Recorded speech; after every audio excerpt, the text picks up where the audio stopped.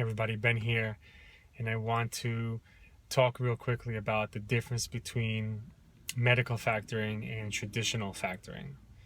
And from what I've seen, there's two main differences. The first difference is the value of the claim. So, in a traditional industry like trucking, for instance, an invoice is $100, and $100 will get paid.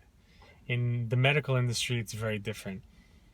One medical provider in Florida can charge $100 for a claim and get paid $50, while the same procedure in New York will get reimbursed $60, and the reimbursement levels are also different within each insurance company per the plans that they have.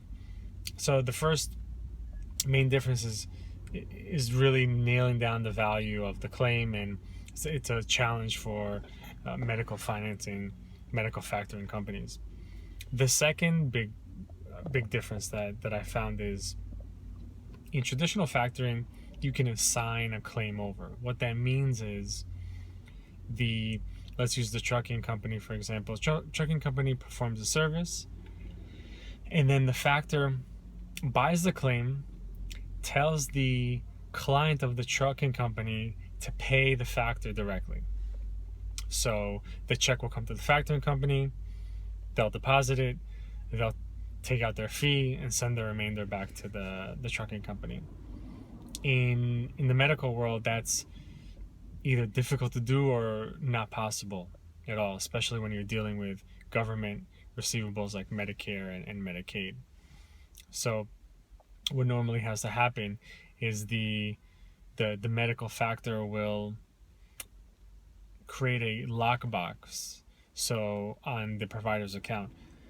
So the provider will get paid by the insurance carrier, and then into a collections account at the bank. That account is then swept to the factoring company. They do reconciliation and send the difference back to the provider. You may not think it sounds like a big difference, but there's an added risk for a factor because they're not getting the funds directly, and various things can happen. With the cash flow is not as secure as it is, obviously, as if it comes directly to the factor. So those are some of the main differences between medical factoring and traditional factoring. Again, if you have any questions, feel free to contact me.